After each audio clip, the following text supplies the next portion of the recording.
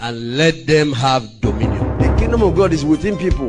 It's the advancement of the people that is advancement because of the kingdom. faith must be backed by the assignment of this ministry is found from that verse where we You're onto a word encounter as Pastor David Ogbueli ministers God's word to you with simplicity and power.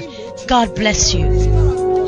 He created them to control the earth, to control the circumstances on earth, just like God controls the heavenlies. Activating the grace of God. First of all, you have to understand and you have to know that God does not work with you except on the basis of covenants. God is a covenant God. If God will work with you, if God will do anything with you, it's only on the basis of the covenant. There's nothing God does with you without covenant. God doesn't believe, like Pastor always say, that God doesn't believe in casual relationship. He doesn't believe in casual relationship. He believes only on one thing, covenant. If there's anything God will do with you or for you, is covenant. He has to do it because you understand and you walk in the covenant. And Pastor said yesterday that 2010 is one of the things that we're going to live our life doing very well is walking in covenant. It's amazing that too many Christians do not understand that Christianity is all about covenant. We think it's a casual relation. We think it's a social club. Some of us think that we left one church and entered another church and then we are just in a club. But you have to understand that Christianity is covenant. Christianity is nothing but a covenant relationship. Whatever God will do with you, do for you, it's not because you are so good. It's not because you are so wonderful. It's not because you are the best. But simply because there's a covenant that he cut with Jesus on the cross of Calvary. There's blood between you and God. There's blood that is holding you. And that covenant, understanding and working in that covenant is the reason that you will be able to have sweatless lifestyle. If you are going to enjoy Christianity, walk in Christianity, that is one thing you have to settle in your mind. I am a covenant child of God. I have blood between me and God. That means that God cannot just walk out on me anyhow, except I decide to break the covenant. And one thing about God is that God is always covenant minded. He said, my covenant will I not break or utter the things that have come out of my mouth. One thing God does, and one thing that God keeps in his mind is that he has a relationship with you. And that relationship always decide and determine what he does with you. So if you understand that and work in that, things work for you. And in covenant, there are 7 benefits of the new covenant. Of course, God has made about 7 covenants from creation. There was Adamic covenant, there was Noah covenant, there was Abrahamic covenant, and then he came down and the last covenant he made was with Jesus. And one of the benefits of this, the new covenant is grace. Somebody say grace. Grace is not just what God wants to do. It's something that God is. God is gracious. God doesn't just show grace. God is a gracious God. God lives and walks and does his things by grace. And that's one of our covenant benefits. When Jesus died on the cross, when Jesus when Jesus was slain and he poured his blood on the cross of Calvary, one of the benefits that the Bible made clear that we're going to get is favor, which is grace, which is mercy. So if you are going to benefit from the covenant, you have to understand how to walk by grace. Romans chapter number 9. Romans chapter number 9.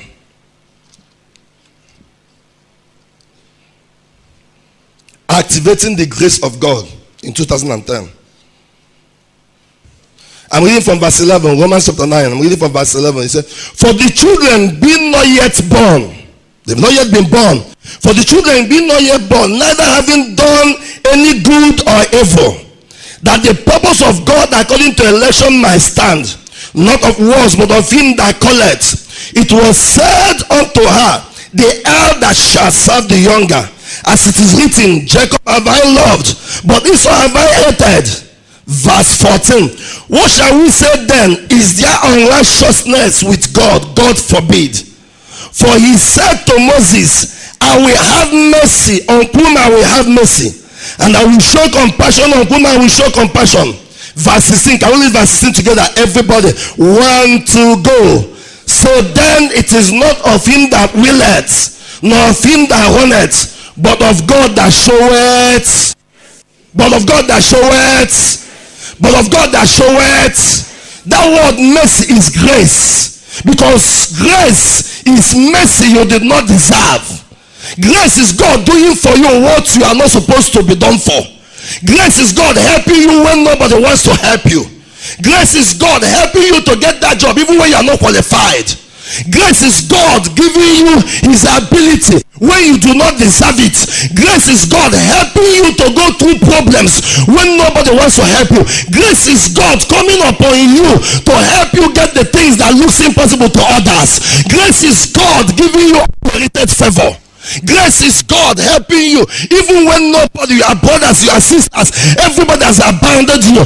Grace is when it looks like nothing is working, but God comes to work with you. Grace is God joining you to do the race of life. When you are operating by grace, things that seems hard to others becomes very easy to you. And in the year 2010, I see you walking by grace in the name of Jesus. Where others fail, you will succeed. Where things are hard for others, you are going to walk in with favor, because the favor of God is going to be upon you every year, every month of the year in the name of Jesus. It's not of him that willeth. So it's not of him that has school degrees. It's not of him that waketh up in the morning and runneth out to his business. It's not of him that is strong, but it's of God that showeth mercy. When children are not yet born, having done no evil or good, he said the elder will serve the younger, so that the purpose of God according to election will stand. When others said no, but when people said nothing will work for you, God will work with you. God will go with you. God will help you to achieve that result in the name of Jesus.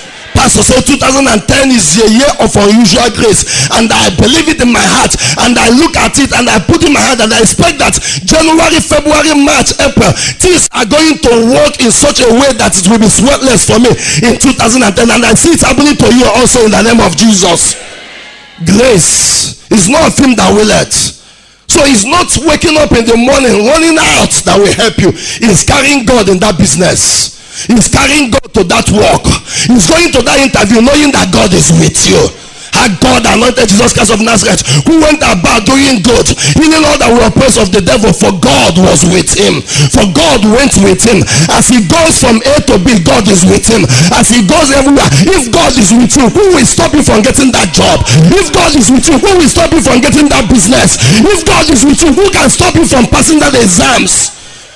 Said, who can separate us from the love of God? He said, not even persecution. He said, because in all things we are more than conquerors through him that loved us. Not because we are so beautiful, not because we are so qualified, but because God who called us by grace will also do it. Say, you did not choose me, I chose you. I chose you. I decided. You didn't plan for this covenant. You didn't plan for this grace. It was my desire. It was my heartbeat. I was the one that decided it, and I called you. And he said, faithful is he that calleth, for he shall also do it. If you brought me this far, he will not abandon me here, because God does not abandon projects. If you think God has abandoned you, wake up. God has not abandoned you. If you don't quit, God will not quit on you. If you don't give up, God will not give up on you. If you can keep standing, God will stand with you. When you have done all things, you have tried all your best, just stand knowing that God will still find a way out. Grace is not of him. It's not of him that willeth. No, it's not of him that runneth. It's not of him that thinks he knows what to do. It's of God that showeth mercy. It's of God that showeth mercy. When everything is not working, when your family has abandoned you, when everybody says that you are the black sheep of the family, God only comes to help you out. God only comes. That's where God only comes. He jumps one person, jumps another person, jumps another person. Because when God wants to show grace, he does not look at people. He will not consult your brother to show you mercy. He will not consult your family to show you mercy. When he decides to do it, and is the God of all gods, nobody can stop him. He doesn't need a committee to be God. And I see him doing it for you in the name of Jesus. I said 2010 will be a year of unusual grace for you in the name of Jesus. He said, once have God spoken and twice have I heard. If pastor declared it, so it shall be in the name of Jesus. Tell your neighbor, get ready for 2010. But if you don't understand walking by grace, you will not be able to know what God can do for you. Because sometimes we put so confidence in our flesh. But Bible has declared woe on your flesh. He said, woe unto him that put confidence in the flesh. Woe unto him that put confidence in man. Remove your faith from yourself. Put your faith from your degrees. Put your faith from your academics. Put your faith from what you can do and what you cannot do. Place back your faith in the grace of God. Place it back. Place it back. Trust that God will not abandon you, having brought you this far. Put your faith in him, knowing fully well that if he called me, he will not abandon me.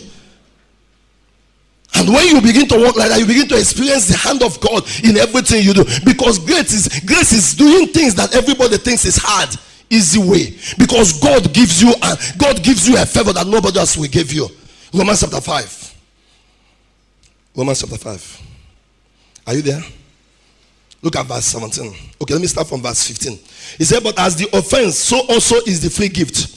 For if through the offense of one many be dead, much more the grace of God and the gift of grace, which is by one man, Jesus Christ, had abandoned unto many. And not as it was by one that sinned, so is the gift. For the judgment was by one to condemnation, but the free gift is of many offenses unto justification. Verse 17. For if by one man's offense death reigns by one, much more they which receive the abundance of grace and the gifts of righteousness shall reign in life by one Jesus Christ. They that receive the abundance of grace, not they that receive the abundance of works, not they that can work better than others, but they that receive the abundance of grace shall reign in life. That means the more grace I can activate, the more I will reign in my business. The more grace I can activate, the more I will reign in my career.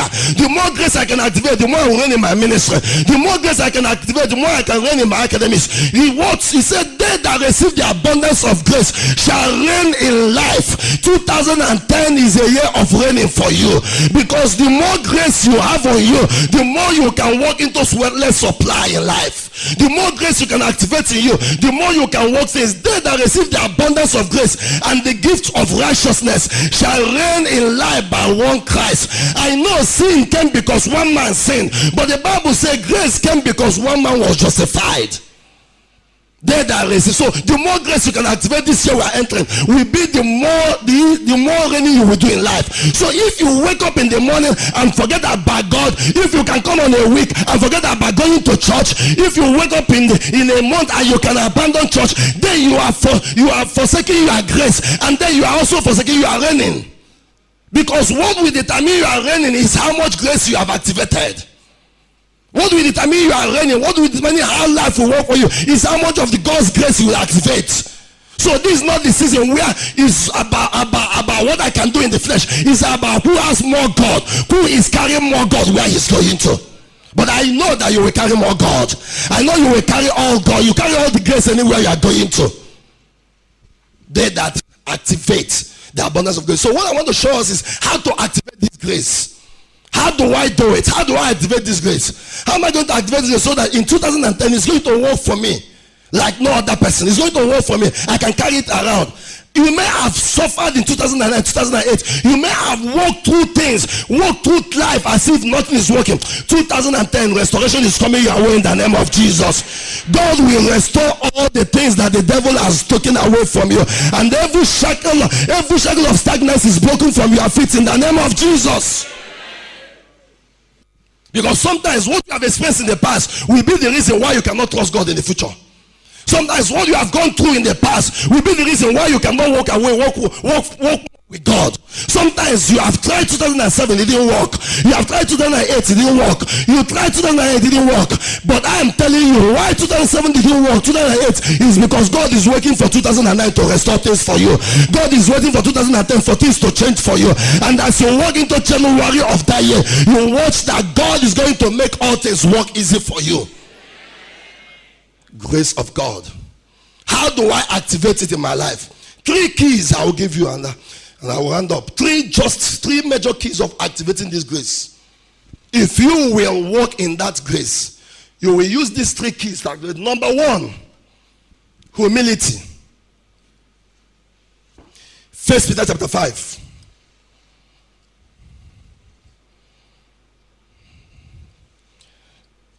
Verse 5. He said, likewise, ye younger, submit yourself unto the elder. You, all of you, be subject one to another, and be clothed with humility. For God resisted the proud, and giveth grace to the humble. God resists the proud. The same God that offers grace to everybody resists a proud man. In 2010, you will not have to, all this Imakwande have to die. You have to remove some of your shoulder pads. You have to break down some of the peacock spirits. If you are going to get, because the man that is down, there's nothing else you can do for him except to lift him up. The more down you are, the more God lifts you up. But the more higher you are, the more somebody is trying to pull you down. Humility. Humility. You are in the department. The departmental head is your leader. Be humble to him. Humble yourself. I don't care how rich you are. I don't care how old you are. Your pastor may not be as old as you are, but humility will be, because like pastor always says something. He said you cannot get something from you cannot get the water from a tap by placing the cup on top of the tap. If you want to get that water, you have to place the cup under the tap. If you want to get the blessing, the anointing that is functioning in the ministry, you have to learn to be submissive. You have to learn to be humble. You have to learn to work in a place. Some people cannot work in any department. They cannot do anything effective. They just carry their Bible on Sunday, come and sit on a white seat, expecting everybody to clean up the church for him. Nobody's here. The Bible said, if you want to be the greatest, be the servant of all. If you are going to experience God helping you, you have to know how to humble yourself. You have to know how to submit yourself. Bible says, submit yourself under the mighty hand of God. Then resist the Satan, and they will flee from you. That means if there is no submission, there will not be any resisting the devil. That means if I want the devil to flee from me, before I can resist the devil, I have to be in submission. But too many people are not ready to do that. And that's why grace is not functioning in so many people's life. Because to them, everybody is equal. To them, everybody. There are some people, you don't allow, you can't tell them to do anything and they will do it. They want to come to church, every seat is set. If the seat is not set and the equipment is not set, they start complaining. They said that the seats were not clean today. Who should clean it? The first thing you have to know is that you have to be humble. You have to be humble. He said God resists the proud, but he gives grace to the humble. He resists the proud man, the man with peacock spirit, the man that cannot, the stubborn goat, the one. Have you noticed that sheep, for instance, Bible called those sheep. Sheep follows their shepherd without resistance. But have you seen a he-goat before? For every back of a he-goat, there's a cane. And for every back of a proud person, there's a cane. But the cane may not be somebody caning you physically. It may be cane of wilderness. Because you see a he-goat, you are trying to drag it. You pull it. You move again. And the Bible called those sheep, yet some of us are he-goats. Let me tell your neighbor, say, humble yourself. If you do it, God will give you unusual grace. And Pastor was telling us how to humble. He said, use your mouth to activate it. Use your mouth to say, I humble myself. I humble myself. He said, because when you say it, every part of you becomes that. Every part of you becomes that. Years ago, one of the reasons I was not a senior pastor, I was a junior pastor, sitting down in the church, working as a program coordinator. But I noticed that most of the people in CC, when they come, they don't go and struggle for the front seats. I realized that.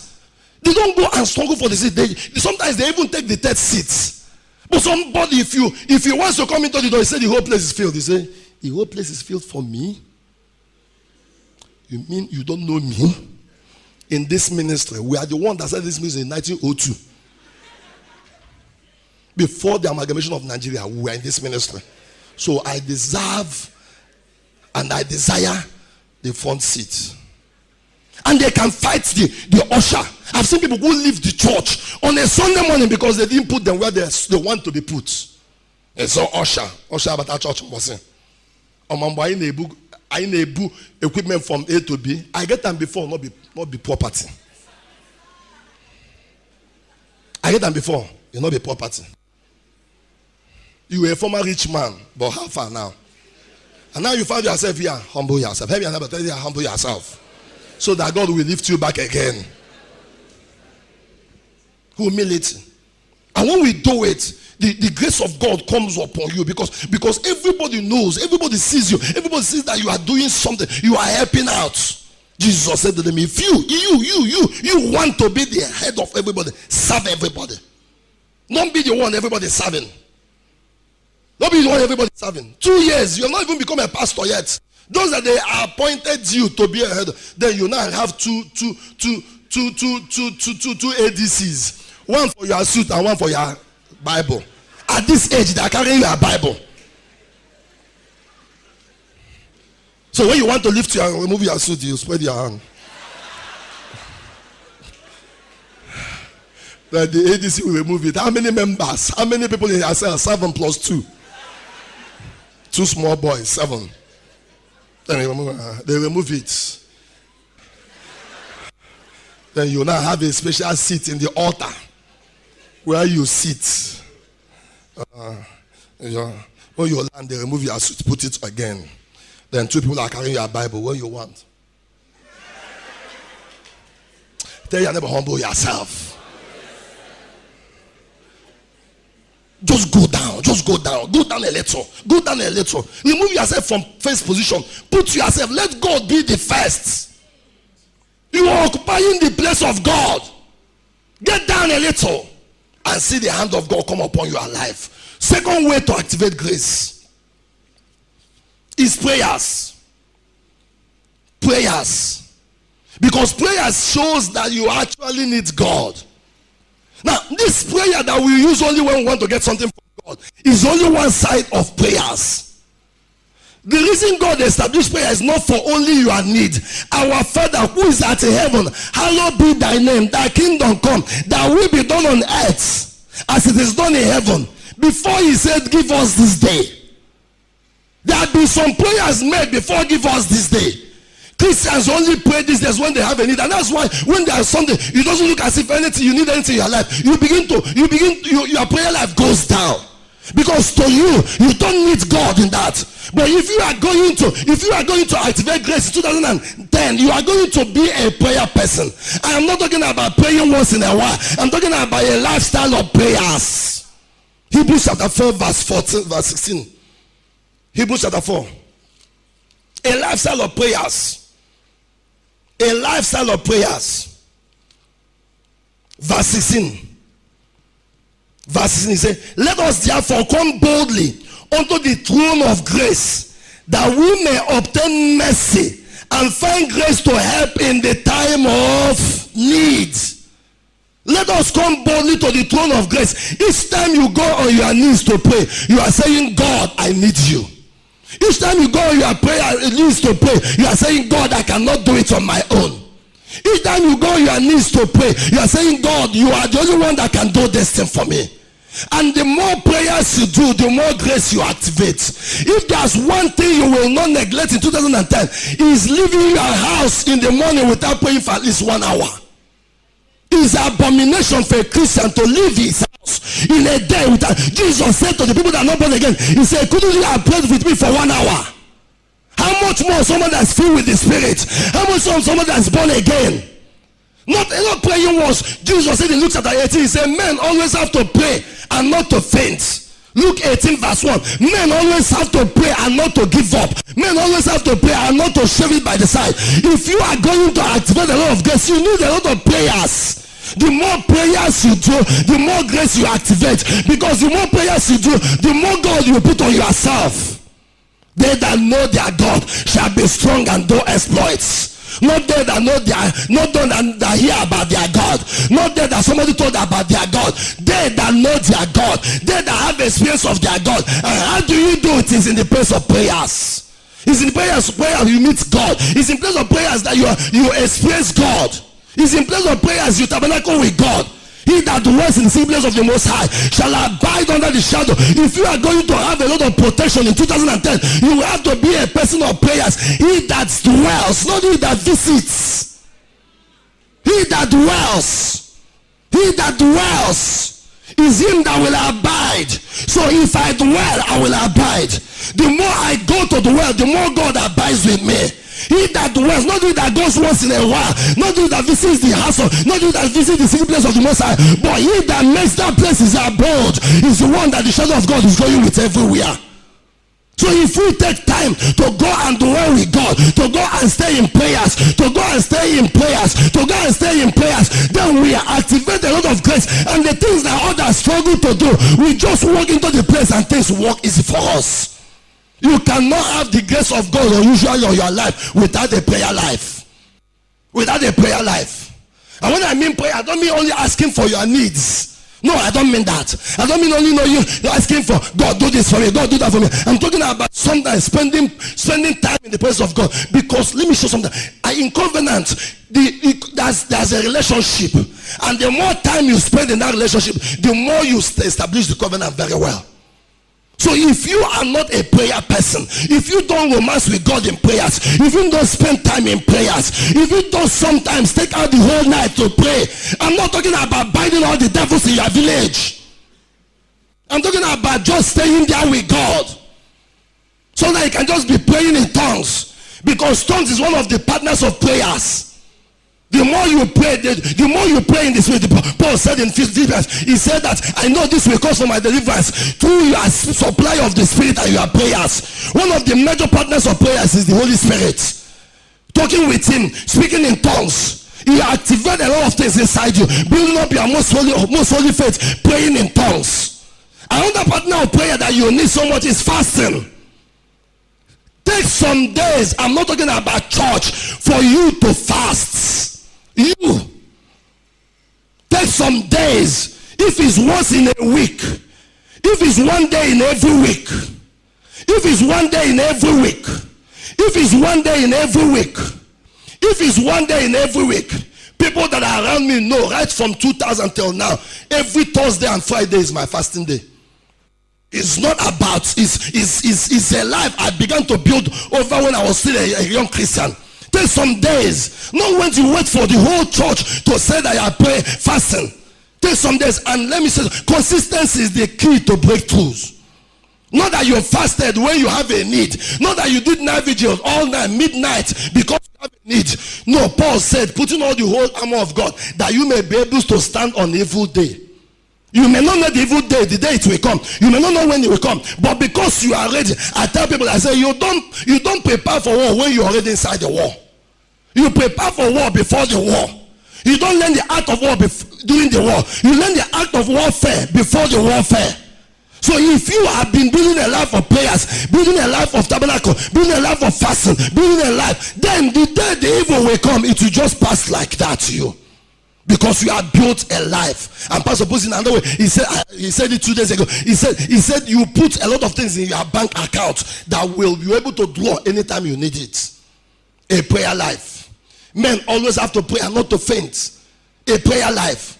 Praying as if prayer is. Paul said, pray without ceasing. Pray without ceasing. The third way to activate grace in your life. The third way is a seed. A seed. A seed. 2 Corinthians chapter 9. 2 Corinthians chapter 9.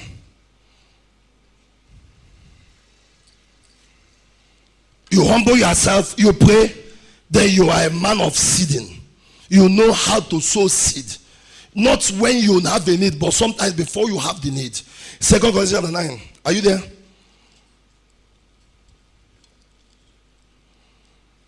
Thank you, Jesus. Verse 6. But I say, he who soweth sparingly shall reap also sparingly, and he who soweth bountifully shall reap also bountifully. Every man according to his purpose in his heart. So let him give, not grudgingly or of necessity, for God loveth a cheerful giver. And God, verse 8, and God is able to make all grace abound towards you, that ye always having all sufficiency in all things may abound to every good work.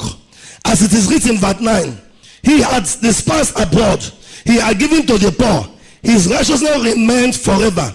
Now he that ministereth seed to the sower both minister bread to you for your food, and multiply your seed sown, and increase the fruit of your righteousness. Verse 8 says, it says, and God is able to make all grace abound towards you. A seed opens all grace to abound towards you. A seed opens all grace. The grace to be effective in ministry, a seed opens it. You may not know when you are sowing the seed, but it goes ahead to open the doors. It goes ahead to grant you grace that others so much suffer to get. It grants you grace that others pay all the price to get. Just because ahead of time you sow the seed. He said the seed makes all grace abound towards you. What grace do you need in 2010? You may use a seed and collect it. You find a person that is operating, you may just use a seed and collect it. You just sow into the ministry, into the kingdom of God, because you have to know there are different soils where you sow seed and you get a lot of results. You find a seed, just one seed can unlock a lot of grace for your life. Things that others pay so much price, do all the fasting, do all the prayers, do all the night vigils to get, can be unlocked by a seed. When men don't know how to seed, then men don't know how to operate in grace. Those who operate in high level seed operate in high level grace. If you can be able to go ahead of them, but sometimes selfishness and watching the wind will not allow you to even sow for the future. I don't know what you expect in 2010. A seed can unlock those graces. I don't know what you are believing God for 2010. A seed can change all those things. I don't know what you are putting your faith in, what you are believing, and what are your visions for 2010. One seed. He said a seed before his son abides alone, but when it goes down, it dies and it produces a lot of fruits. If you can let a seed go ahead of you into the year, it makes a lot of things. That's why I don't understand people that end the year without thanksgiving. Thanksgiving to God, thanksgiving. They just stay January till December and end the year without thanksgiving. A seed can go ahead of 2010 and make things work for you. Ecclesiastes chapter 11. Let me show you something. Ecclesiastes chapter 11.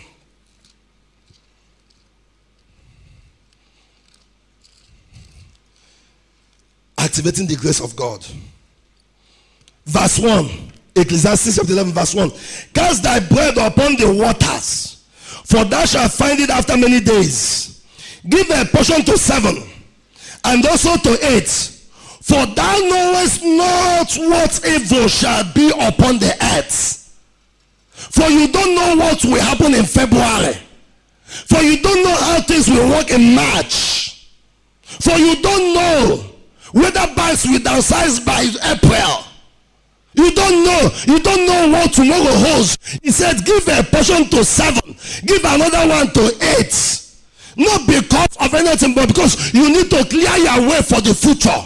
You need to make a highway for yourself for the future. He said, give a portion to the 8, give a portion to 7. Don't withhold your hand. He said, in the morning sow your seed, in the evening sow your seed. For you don't know which one shall prosper, whether it's this or that. He said, anywhere the tree falleth, there it shall remain. There it shall remain. You don't know what evil will be in the year. You don't know. But one seed on the altar of God can clean up all those evil in the name of Jesus. One seed on the altar of God can just go ahead of you, clean all those things. You may not know you'll be there. Paul said, you put on the whole armor of God so that you can be able to stand on evil day. Because when evil day comes, it's not that day you start learning how to do it. If you can learn to humble yourself, if you can learn to pray, if you can learn to be a man of seed, you will be able to activate all grace to function for you in the name of Jesus. And I see 2010 being a year of unusual grace in the name of Jesus. Rise up on your feet, lift up your hands. Say with me, say 2010. Now I say with me, say 2010 is my year of grace. Now I say 2010 is my year of unusual grace. Say it again. Say 2010. I walk into an unusual grace. Everything I place my hand to do, the grace of God will come upon it. Everything I try to do will be easy for me. Because in the year 2010, I will operate in the grace of God. I will operate in the grace of God. Now open your mouth and begin to speak to God and activate the things. Have you been impacted by this message? Please share your experience with Pastor David Ogbueli. Email address dominionimagemedia@yahoo.com or call 01-792-6879, 0803-435-7959, 0803-590-9900.